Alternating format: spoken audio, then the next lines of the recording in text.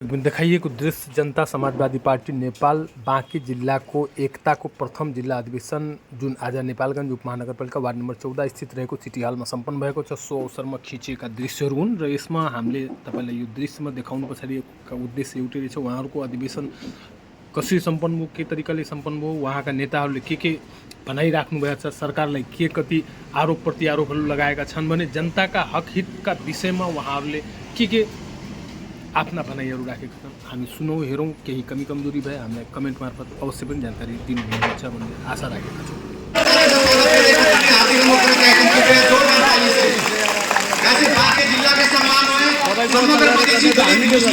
पीछे पारे समुदाय के सम्मान हुए आज माननीय उपेंद्र यादव के चलते ही मधेश में मधेसी हक अधिकार दलित पीछे पारे समुदाय के आज हक अधिकार खातिर बोले खातिर तो हक अधिकार बहाली करे खातिर माननीय उपेंद्र यादव जी के बहुत बड़ा योगदान रहते आ रहा है। वो योगदान का कभी भी ना भूले चाहिए, भुलाए भी नहीं है उनके योगदान, उनकी सिखावा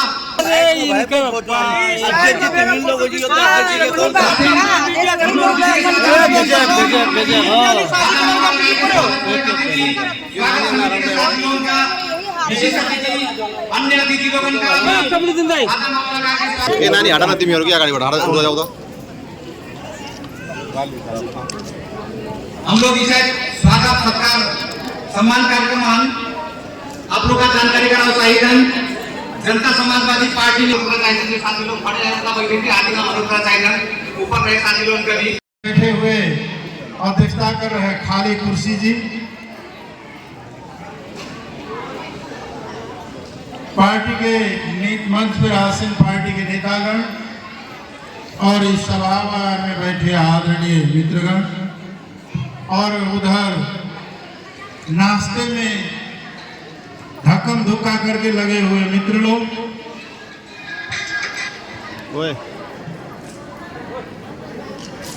और धूप के मारे या गर्मी के मारे जो बाहर में आराम कर रहे हैं आराम का लोग, सभी मित्रों को मैं अभिवादन करता हूं। और आज जो लोग विभिन्न पार्टी को छोड़कर के जसपा नेपाल में प्रवेश किए हैं उन सबों का स्वागत करता हूं, सबों को शुभकामना देता हूं, सबों का बधाई।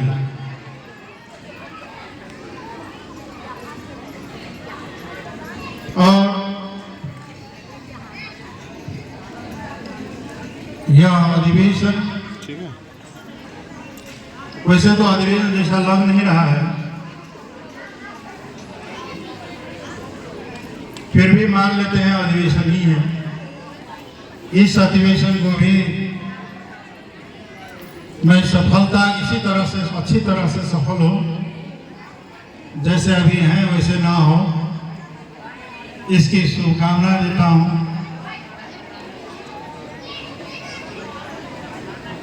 और बाकी जिला के नेता साथी लोगों को बहुत बहुत बधाइयां देना चाहता हूं।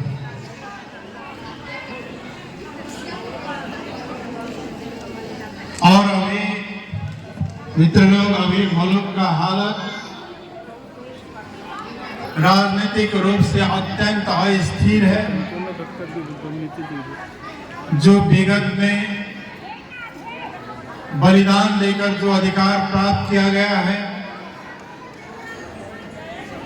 वह अधिकार फिर से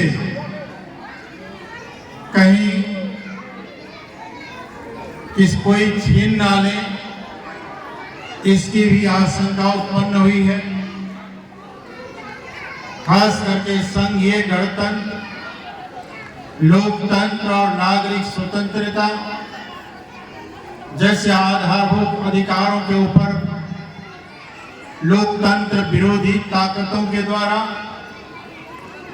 जो सैकड़ों वर्ष से नेपाल को, नेपाल के जनताओं का जो शोषण और शासन किया, लोगों ने बलिदान देकर के जिन्हें हटाया, आज फिर से यह प्रयास में लगा है कि लोकतंत्र को कैसे खत्म किया जाए। लेकिन जो जनता ने लंबी संघर्ष के द्वारा जिस लोकतांत्रिक गणतंत्र का स्थापना किया है, इसे खत्म करना उतनी आसान नहीं है। आज के युग में, आज का युग ही कहिए तो लोकतंत्र का युग है, समावेशी लोकतंत्र का युग है, गणतंत्र का युग है। अब कहीं लोग दुनिया में अब किसी तरह की तानाशाही व्यवस्था, किसी तरह के गैर लोकतांत्रिक प्रणालियों को स्वीकार करने के लिए तैयार नहीं है। नेपाल आज से नहीं, युगों से कई धर्म, कई भाषा, कई संस्कृति, कई वेशभूषा, कई समुदायों का देश रहा है। नेपाल स्थापना काल से ही, जब से यह नेपाल नाम का मुल्क बना है, तब से यह मुल्क कभी भी एक ही भाषा, एक ही संस्कृति, एक ही वेशभूषा, एक ही धर्म, एक ही जाति का मुल्क कभी नहीं रहा है। सभी वेशभूषा, भाषा, संस्कृति और समुदाय का साझा भूमि रहा है और आने वाला दिन में भी यह सबों का साझा ही रहेगा।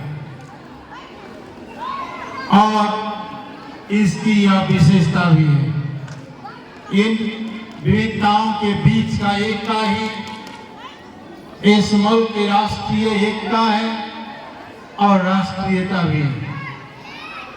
हमें विविधता में एकता और एकता में विविधता कायम को करते हुए, इसे मजबूत करते हुए आगे जाना। कोई लोग चाहते हैं कि फिर पंचायत कालीन योड़े भाषा, योड़े भेष वाला नीति लागू करें, जो अब संभव नहीं है। दूसरी तरफ मुल्क आज आर्थिक रूप से जर्जर हो चुका है। आज उद्योग धंधा, कल कारखाना सारा बंद है। कोई नई उद्योग धंधा, कल कारखाना की स्थापना नहीं हो रही है। आज मुल्क में शिक्षा, स्वास्थ्य जैसी आधारभूत आवश्यकताओं का पूर्ति भी नहीं हो पा रही। गरीबी और बेरोजगारी की स्थिति भयावह है। मुल्क आर्थिक और आर्थिक रूप से जर्जर है। दूसरी तरह से दुनिया के मुल्कों की तुलना करें तो सबसे अधिक भ्रष्टाचार और लूट तंत्र का राज्य है। आर्थिक रूप से दलदल में फंसा हुआ है देश। आज के शासक वर्ग, आज जो शासन में बैठे हैं, कांग्रेस और कम्युनिस्ट लोग, इन लोगों ने जब सरकार बनाई थी तो घोषणा खुद किया था, जनता के साथ प्रतिबद्धता जाहिर किया था कि हम सुशासन देंगे। सुशासन तो कहां, आज पूरे मुल्क में हर जगह कुशासन ही कुशासन भरा हुआ है। उन लोगों ने कहा था कि आर्थिक स्थिरता होगी, मुल्क तरक्की की ओर आगे बढ़ेगा। न राजनीतिक स्थिरता हो सकी, न आर्थिक सुधार हुआ। मुल्क वैदेशिक ऋण में डूबता जा रहा है। आज नेपाल के ऊपर करीब करीब 27 खरब के आसपास ऋण है, जिसे ब्याज देने का भी क्षमता मुल्क को नहीं है। मुल्क आर्थिक रूप से इतना जर्जर हो चुका है कि आज विकास का बजट बहुत कम नाम मात्र का होता है और प्रशासनिक खर्च चलाना मुश्किल है। आज जो नेपाल का अर्थतंत्र टिका हुआ है, वह जो विदेश में जो रोजगारी के लिए गए हुए हैं, उनके द्वारा भेजा हुआ रेमिटेंस के चलते ही देश का अर्थव्यवस्था टिकी हुई है। जिस दिन वो रेमिटेंस बंद हो जाएगा, देश धराशायी हो जाएगा। यानी नेपाल आज राजनीतिक रूप से अस्थिर, आर्थिक रूप से जर्जर और लोकतंत्र पर आक्रमण हो रही अवस्था में है। दूसरी ओर सरकार बनाते वक्त इन लोगों ने कहा था कि संविधान संशोधन करेंगे, लेकिन संशोधन की अभी कोई नामो निशान नहीं। ये भी कांग्रेस कम्युनिस्टों को पता नहीं है कि संशोधन किस चीज के लिए करेंगे, क्या क्या संशोधन करेंगे, कहां कहां संशोधन करना है, ये भी कांग्रेस कम्युनिस्टों को पता नहीं है। तो क्या संशोधन करें? उल्टे आज सरकार, आपने देखा होगा, एक तरफ सगरमाथा संवाद सम्मेलन करते हैं, दूसरी तरफ संसद में कानून लाए हैं कि जंगल को कटाओ, जंगल की तस्करी करो लकड़ियों का, और जमीन को माफिया करा, यानी रियल एस्टेट के लोगों को दो और आंतरिक आप्रवासन को बढ़ाओ।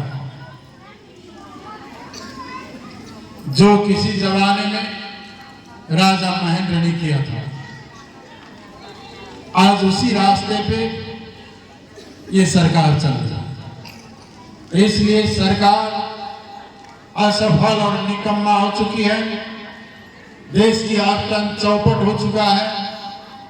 सुशासन के बदले में भ्रष्टाचार, लूट तंत्र और कमीशन तंत्र फैला हुआ है। इन चीजों को समाप्त करके ही देश को समृद्ध और विकसित बनाया जा सकता है।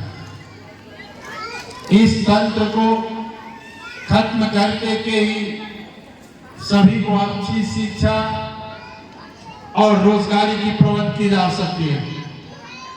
लूट तंत्र को खत्म करके ही सुशासन और इसके साथ साथ कृषि, उद्योग, पर्यटन और जल स्रोत की विकास करके देश को समृद्ध बनाया जा सकता है। लेकिन जब तक यह कांग्रेस कम्युनिस्टों की कुशासन रहेगी, तब तक मुल्क दरिद्र होते रहेगा। इसलिए आवश्यक है कि मुल्क को बचाने के लिए, देश को बर्बाद होने से बचाने के लिए हमें कांग्रेस कम्युनिस्टों से इस देश को मुक्त करना होगा और यह ठान के चलना होगा कि आने वाले चुनाव में कांग्रेस कम्युनिस्टों की छुट्टी कर लें, तभी यह देश आगे बढ़ सकता है। बहुदलीय व्यवस्था की स्थापना के बाद आज कितना वर्ष हुआ? अगर हम 2047 साल से बात करते हैं तो आज 35 वर्ष हुआ।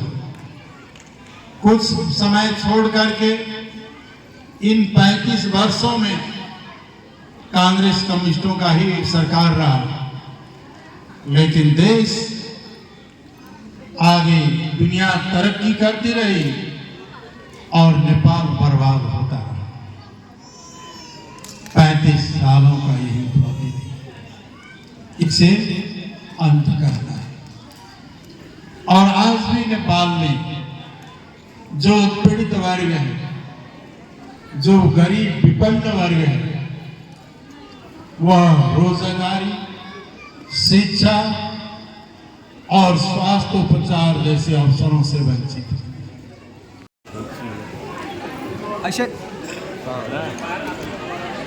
करेंगे, कृपया जोरदार ताली से इनका कार्यक्रम में पार्टी में स्वागत करने खातिर हम हार्दिक अनुरोध करना चाहते हैं। कृपया जोरदार ताली का अपेक्षा है।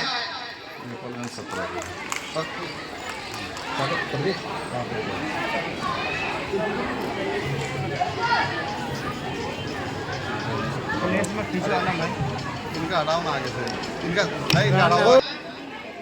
उच्च मसाह निवासी जकी खाजी आज से विधिवत रूप में जनता समाजवादी पार्टी में नेपाल में प्रवेश करीने हैं, उनका स्वागत करते माला खादा लगा खातिर में हार्दिक अनुरोध करना चाहते हैं। जकी खाजी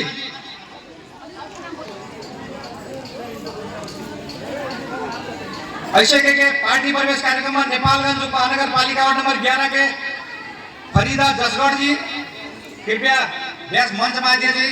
ऐसे के नेपालगंज उपमहानगर पालिका वार्ड नंबर 1 के एमाले पार्टी के सक्रिय युवा नेता हुए एहसान अहमद हलवाई आज विधिवत रूप में जनता समाजवादी पार्टी नेपाल में प्रवेश करेंगे। कृपया जोरदार ताली से भी स्वागत करते रहा जाए साथी लोगों का, प्रवेश करने वाले साथी लोगों का।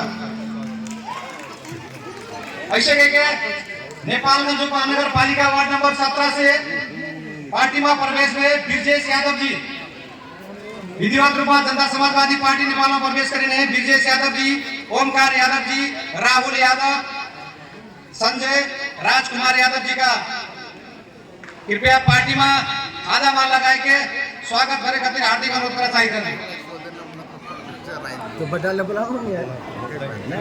उपस्थित साथी लोग, आज काफी गर्मी है। अब देख रहे हैं सरकार की जो रवैया है। इससे पहले एक कुशल विद्युत प्राधिकरण के निर्देशक थे कुलमान जी, आप लोग सुने होंगे। इस देश में बहुत बिजली की लोड शेडिंग होता था, 18 घंटा। उन्होंने काफी मेहनत करके इस देश को लोड शेडिंग मुक्त किया।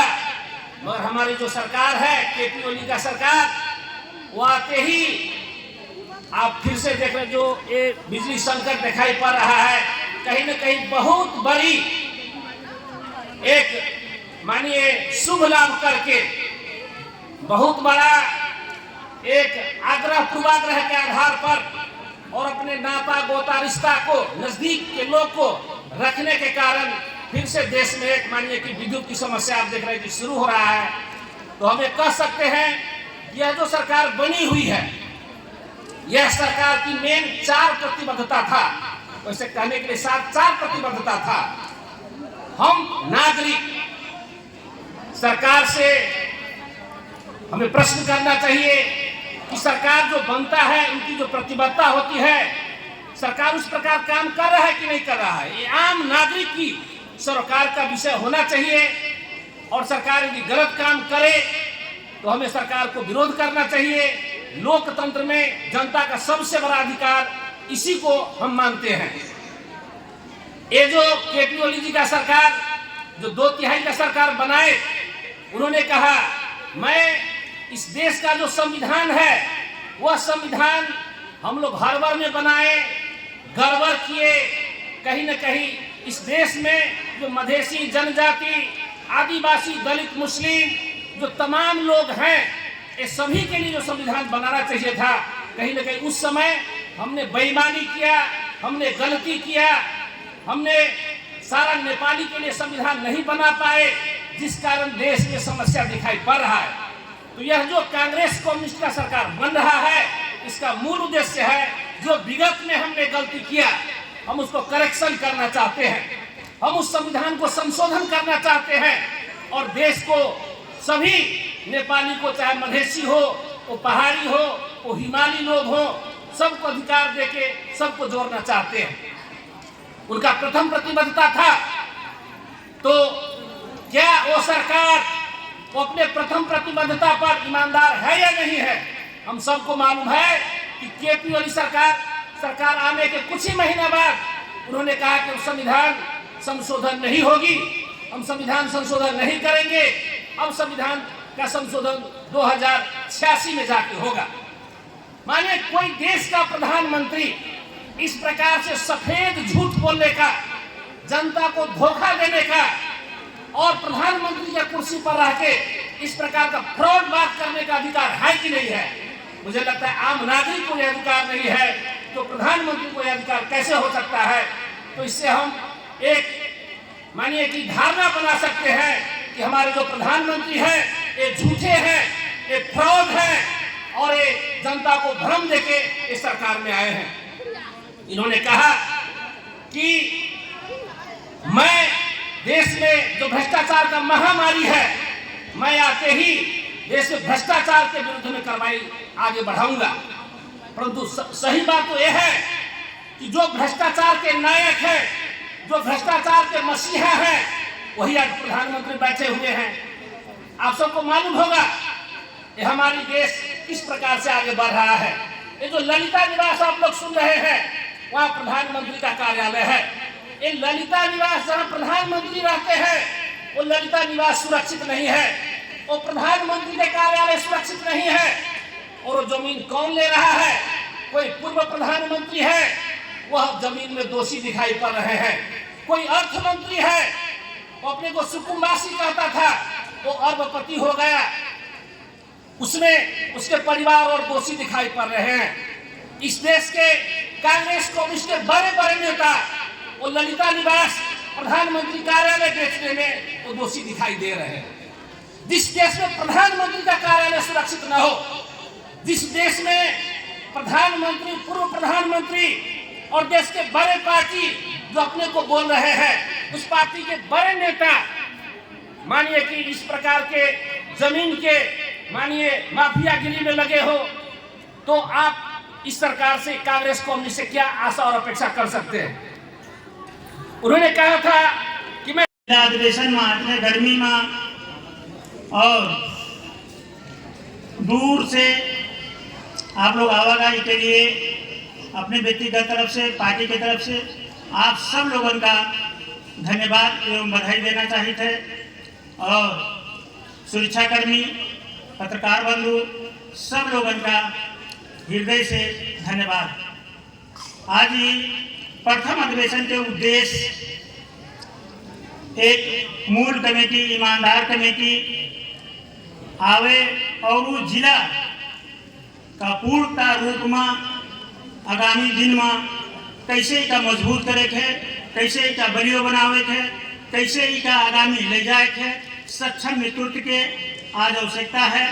उस सक्षम नेतृत्व आप लोग छांटा जाइए और उसका नेतृत्व का हम ये आग्रह करा चाहते, जो भी नवा निर्वाचित नई टीम आवत है वो ई पार्टी का ईमानदारी पूर्वक आगे बढ़ावे, यही हम आग्रह उनसे करा चाहते। रही बात पार्टी के इतिहास, पार्टी के जो लक्ष्य और उद्देश्य है, लोग कहते हैं आप लोगों के पार्टी फूटा चला गया, मगर हम कहते कि हम लोग जहाँ रहन हुए हैं, माननीय राष्ट्रीय अध्यक्ष जी जहाँ रहन हुए हैं, कहूँ फूट के नहीं गवा है। कुछ बहरूपिया लोग आए और अपने निजी स्वार्थ के लाभ ली और लाभ लेके वो चले गए।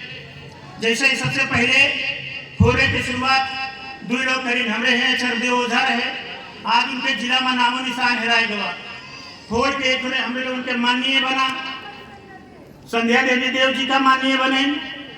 उन्होंने अपने स्वार्थ के लिए कहूँ ये पार्टी, कहूँ वो पार्टी, कहूँ हिया न कहूँ हुआ, खूब घूमे, उनके बाद में पता नहीं है।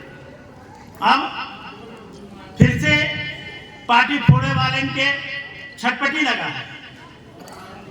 पार्टी फोड़ के अपन निजी स्वार्थ पूरा करे वाले राष्ट्रीय अध्यक्ष जी विदेश में रहे और जिका कार्यवाहक अध्यक्ष बनाए के गए हैं, जिका जिम्मेदारी दे के गए हैं, वही पार्टी फोड़ के चला गया है। और ये आप लोगों का हम जानकारी करावा चाहे थे कि जिम्मा आप लोग इससे पहले अपन प्यार मोहब्बत से छतरी चुनाव चिन्ह में यहाँ आप लोग वोट डाला कर है।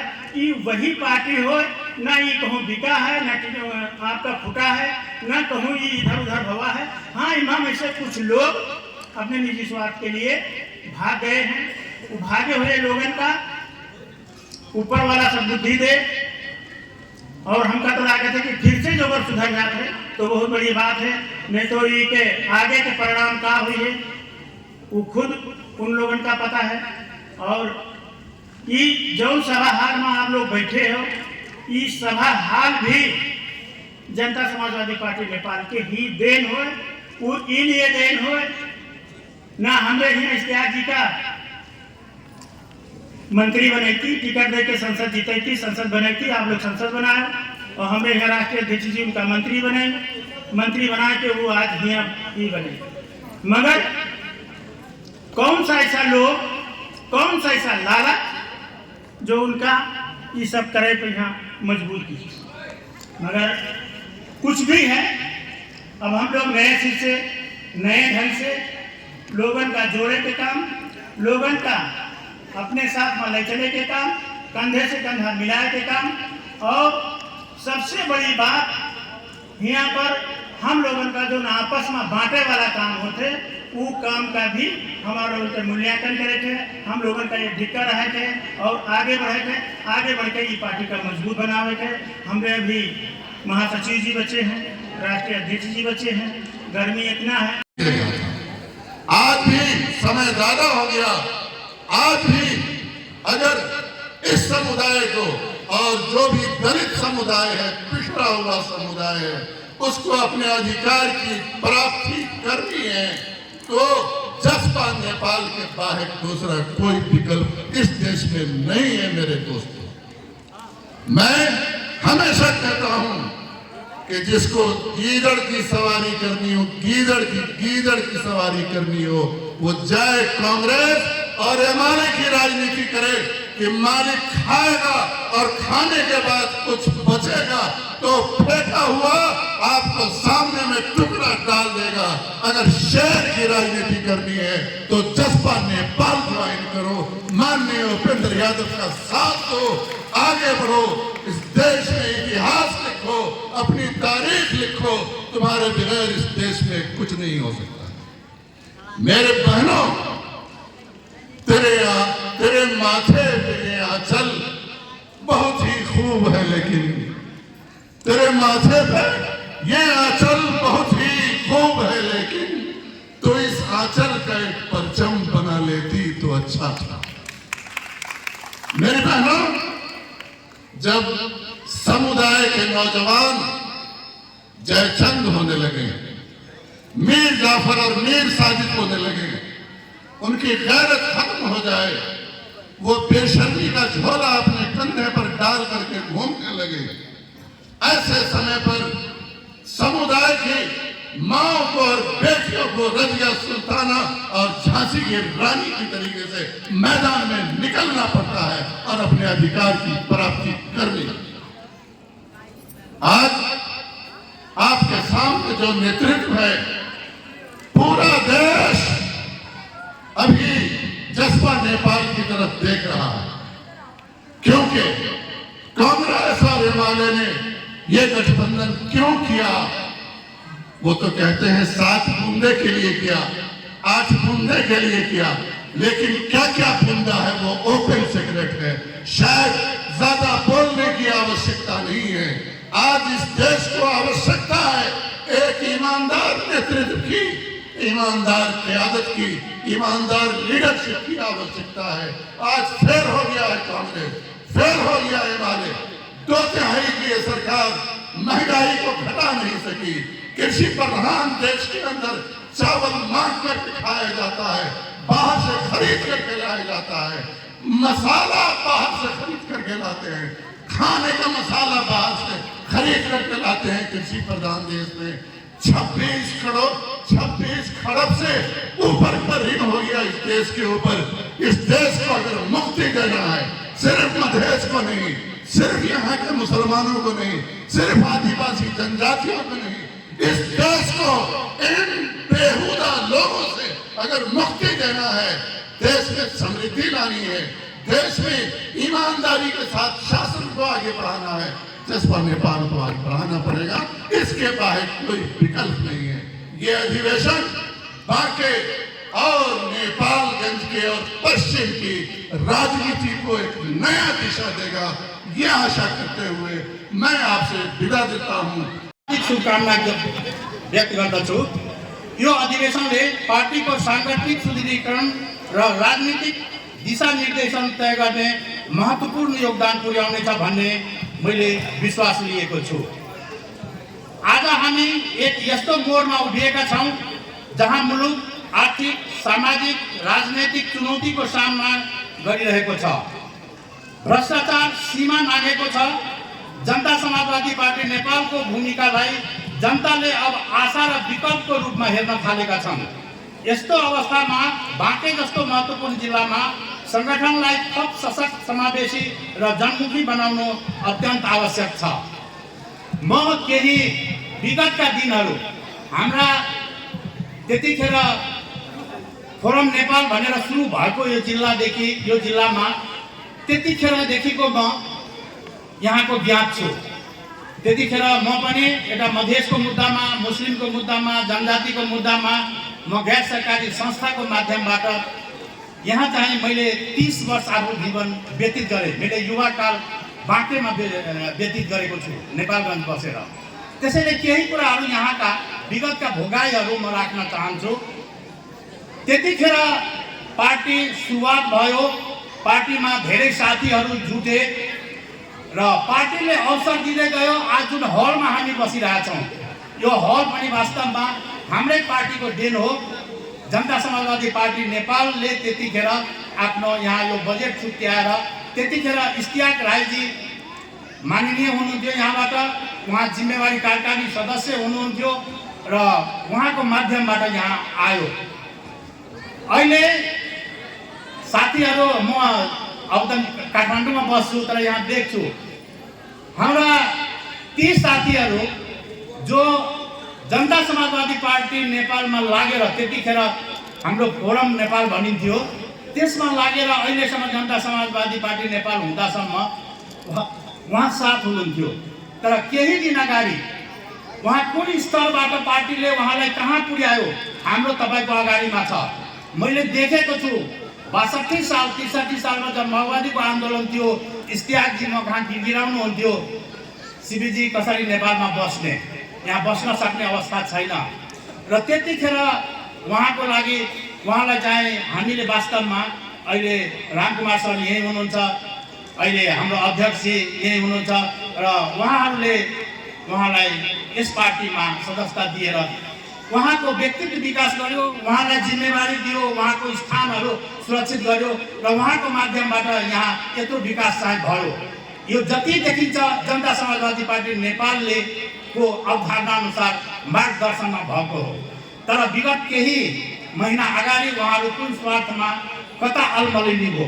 अझै पनि यो मञ्चबाट आह्वान गर्छु, यो मातृ सङ्गठन हो, यो हाम्रो स्टार्ट गरेको वास्तवमा नेपालमा मधेसी, जनजाति, दलित, अल्पसङ्ख्यकहरूको पहिचानमा आधारित एक मात्र जनता समाजवादी पार्टी नेपाल छ।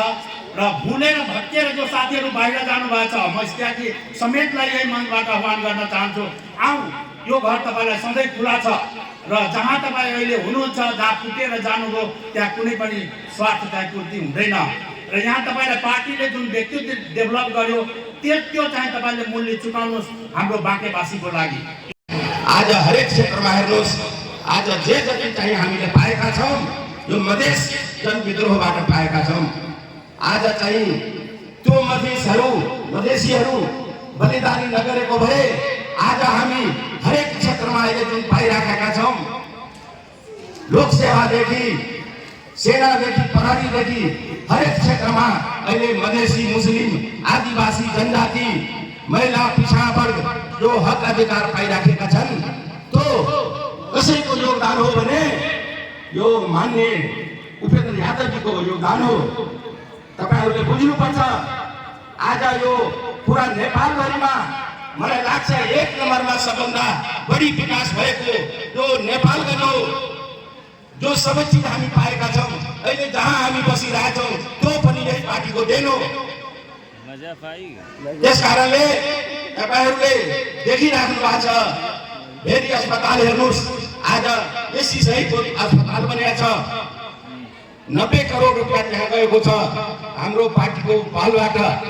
त्यसपछि अहिले हेर्नुस् नेपालगञ्जदेखि कोलपुरसम्म हाई मासुपत्ति जुन लागिराखेका छन् त्यो हाम्रै पार्टीले पहल गरेर बनेको हो। अहिले तपाईको धम्बोजीदेखि गुलरियाको सडक जुन बनिएको छ, राप्ती नदीको पुल बनिरहेछ, मिलन चौकको पुल बनिरहेछ, बनिसक्यो, त्यो सब यही पार्टीको योगदान हो।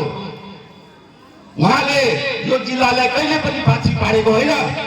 हाम्रो पूर्व मन्त्री इस्तियाक राईजीलाई पटक पटक उहाँले मौका दिनुभएको हो, चान्स दिनुभएको हो, यस्तो यस्तो मन्त्रालय दिनु हो कि उहाँले सबै कुरा यहाँ नपाएको होइन, हराभरा बनाइदिएको छ बाँके जिल्लालाई।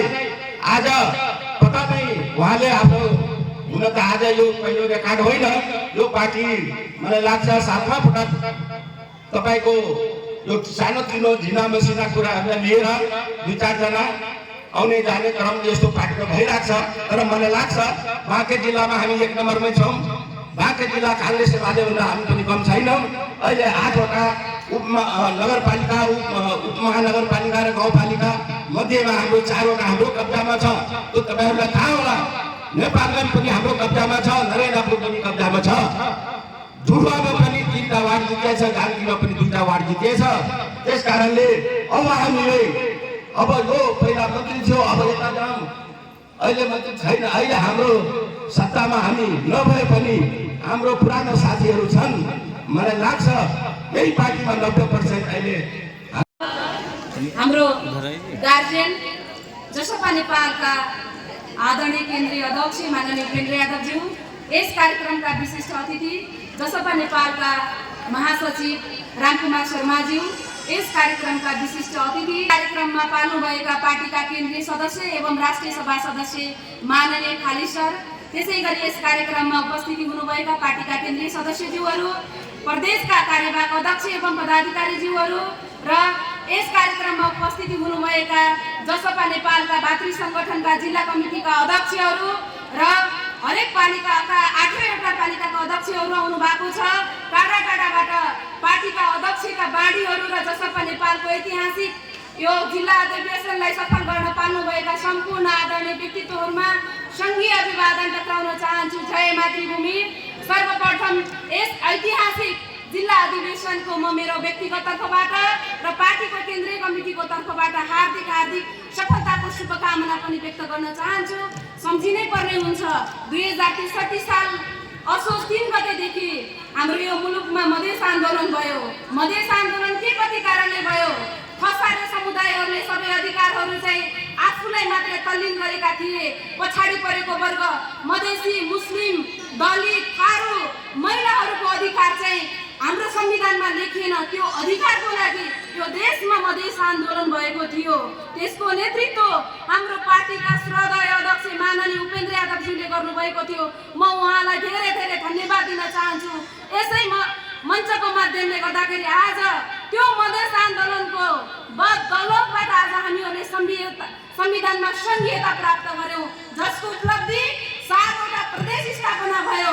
संविधानमा मधेसीको अधिकार अन्य क्लस्टर बराबरीको चाहिँ इक्वालिटीको तरिकाले भएको छ। म त्यसको लागि हार्दिक धन्यवाद पनि व्यक्त गर्न चाहन्छु।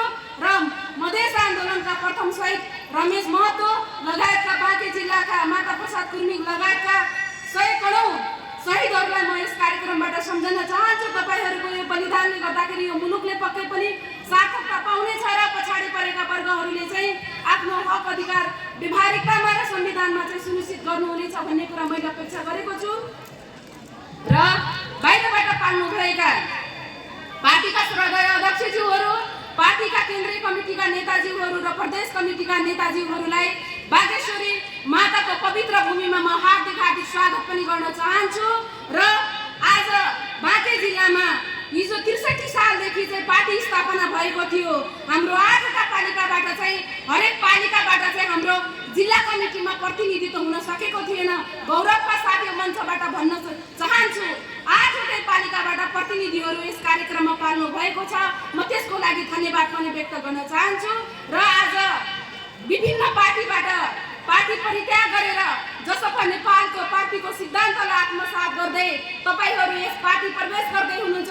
तपाईहरूलाई हार्दिक स्वागत र शुभकामना पनि व्यक्त गर्न चाहन्छु। र पुनः पार्टी अध्यक्षज्यूलाई म अनुरोध गर्न चाहन्छु, संविधानमा अधिकारहरू धेरै लेखिएका छन्।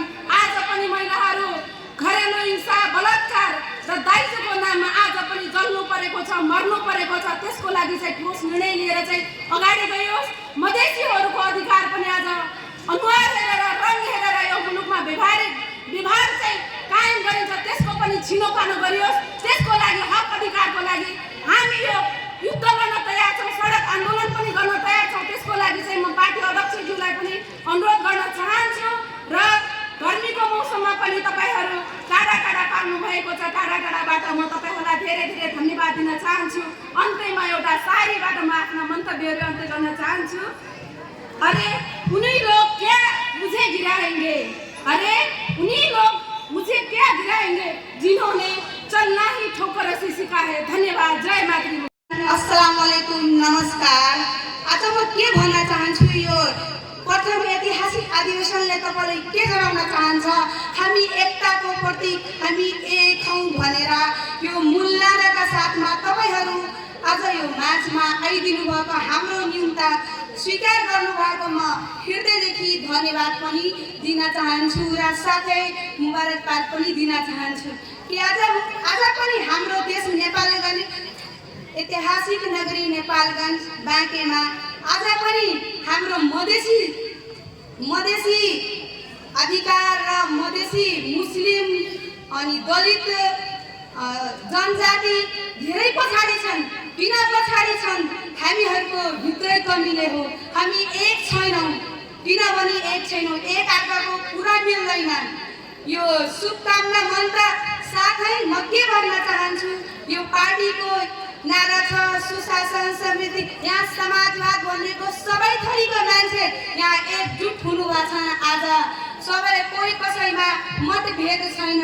र साथै के भन्न चाहन्छु, म तपाईहरू आज हामीहरूको यो अधिवेशनलाई सफल बनाइदिनु भएकोमा तपाईहरूलाई म हृदयदेखि धन्यवाद। साथै के भन्न चाहन्छु, आज यो ऐतिहासिक हाम्रो माननीय उपेन्द्र यादवजी तपाईँहरूको माझमा आफै आइदिनु भएको, पटक उहाँ भन्नुहुन्छ बाँकी जिल्लामा आउनुहुन्छ। तपाईँहरू पक्कै पनि उहाँको कुरा सुन्नु होला। अरू साथीहरू पनि छन् हाम्रो कुरा के भन्न चाहनुहुन्छ, तपाईँ पक्कै पनि सुन्नु होला के भन्न चाहनुहुन्छ। वास्तविकमा यो पार्टीले, यही पार्टीमा म पहिलादेखि इस्तियाक राई हुँदाखेरि पनि 2 पटक मैले धोका पाएको छु। किन धोका पाएको छु? तपाईहरूको अगाडि तपाईहरूको छोरी भएर पनि तपाईँहरूको भरमा मैले यत्रो सङ्घर्ष गरेर अगाडि बढेँ। तपाईँहरूले भोट दिनुभएको मलाई, तपाईँहरूले आज स्टेजमा छु, यो तपाईँहरूको हो आवाज, मेरो आवाज होइन। आज म बोलिरहेछु, तपाईँको छोरी हुन पनि सक्छ, कसैको बहिनी पनि हुन सक्छ। तर मसँग जुन घात भएको छ, आरोपप्रति आरोप लगाउनु भएको छ, मेरो खुला मनमा चेतावनी छ। उहाँ नेतालाई, यस्ता नेतालाई बहिष्कार गर्नुपर्छ। यस्ता नेता हामीलाई चाहिँदैन। किन चाहिँदैन? आज एउटा मुस्लिम महिलालाई उहाँ धोका दिनुभएको छ। के मैले गरेको थिएँ उहाँलाई? के बिगारेको थिएँ? मैले त उहाँको हातमा साथ गरेर मैले अगाडि बढाएको थिएँ। तर मैले के पाएको छु? आज निस्वार्थ पनि मैले यो पार्टीमा आफ्नो जीवन तन मन धनदेखि सेवा गरिरहेको छु। पक्कै पनि यो पार्टीलाई म विश्वास राखेको छु। आउने दिनमा पक्कै पनि म पनि मान्य उम्मेदवार हुन पनि सक्छु। साथै नरेनापुर गाउँपालिका के अध्यक्ष, नरेनापुर गाउँपालिका के लोकप्रिय नेता भी हुए। हर एक जनता के नागरिक के दुख सुख में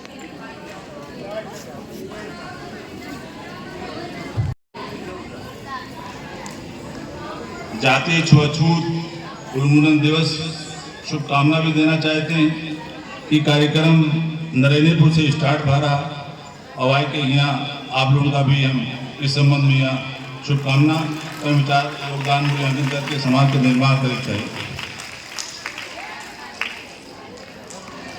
और इस कार्यक्रम की फिर से शुभकामना देना चाहते हैं। और अपने अध्यक्ष जी को और संपूर्ण टीम को एक अनुरोध करना चाहते हैं कि कभी कभी पार्टी में मैं सुनता हूँ कि साहब थोड़ी थोड़ी बातों में आपस में टकराव भी होता रहता है, वो भी अब खत्म होना चाहिए। सब लोग मिल के सुधार करने की जरूरत है। जहाँ पर इतना बड़ा परिवार है तो वहाँ तो बर्तन लड़ेगा ही, तो बर्तन अब लड़ाने की जरूरत नहीं है, बर्तन छीनने की जरूरत है। अब समय आ गया है, हम लोग को आगे आना है। धन्यवाद, नमस्कार। संहिता का पिता सर्जक जसपा नेपाल का राष्ट्रीय अध्यक्ष पूर्व प्रधानमंत्री माननीय उपेन्द्र यादव जी, विशेष अतिथि केंद्रीय महासचिव रामकुमार शर्मा जी, केंद्रीय सचिव दिन इस बारे में कि हाम्रो पार्टी विभिन्न गठबन्धन र विभिन्न अरू पार गर्दै आज हामी पार्टी फुटको सङ्घर्षबाट पहिलोपटक हामी जिल्ला अधिवेशन गरेर गइरहेका छौँ। र त्योभन्दा पहिला म यहाँलाई एउटा कुरो जानकारी के गराउन चाहन्छु भन्दाखेरि लुम्बिनी प्रदेशको मुख्य सचिव भएको कारणले गर्दाखेरि यी एकताको अधिवेशनहरू लुम्बिनी प्रदेशको विभिन्न जिल्लामा हुने क्रममा छ र केही जिल्लामा भइरहेको छ भने पनि यहाँलाई जानकारी गराउन चाहन्छु।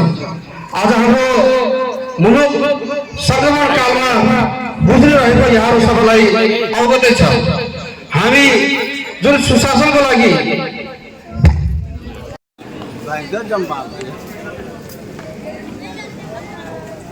पार्टी तो तुम अपने बनाओ, लोग वही है कि तुम अपने बनाओ यार। हाल बहुत अच्छा लगा था ना।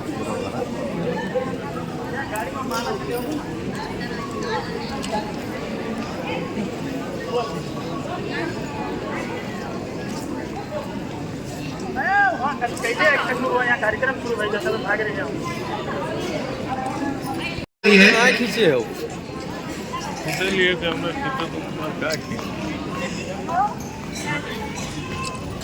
हमको मानिए कि तेरी में फोटो खींच जा रहा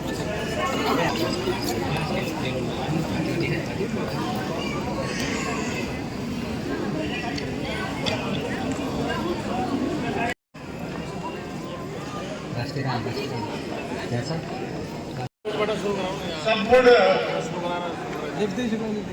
भाजपा संगठन का हाम्रो जिल्ला अध्यक्षज्यू र पदाधिकारीज्यूहरू, विभिन्न जिल्लाबाट पाल्नुभएका हाम्रो नेता कार्यकर्ताज्यूहरू, हाम्रो बाँके जिल्लाका सम्पूर्ण यस कार्यक्रममा सहभागी सम्पूर्ण दाजुभाइ तथा दिदीबहिनीहरू,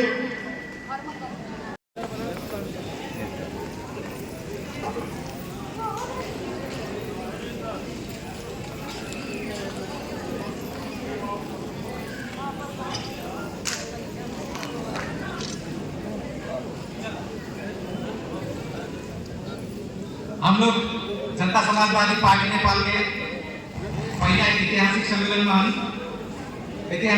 बाहर गर्मी है, गर्मी के मद्देनजर करके आप लोग के उपस्थिति खातिर आप लोग का हार्दिक धन्यवाद दिया चाहिए।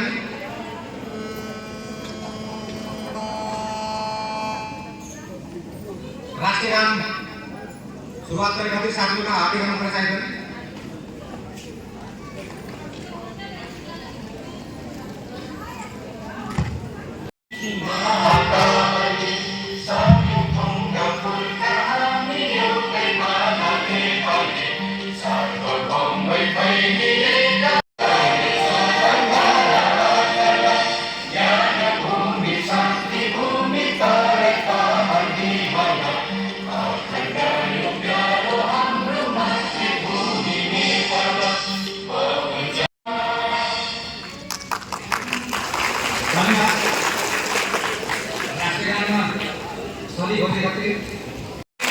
प्रधानमंत्री समेत रहे माननीय उपेन्द्र यादव जी का साथ ही विशिष्ट अतिथि लोगों का भी हार्दिक अनुरोध चाहिए। पार्टी के महासचिव और शहीद लोगों के ऊपर माल्यार्पण करने खातिर भी हम कार्यक्रम के प्रमुख अतिथि विशिष्ट अतिथि लोगों का हार्दिक अनुरोध करना चाहिए। कृपया जोरदार ताली बजाएंगे आप लोग का भी सम्मान प्रकट करने खातिर भी आप लोग हार्दिक अनुरोध करना चाहिए।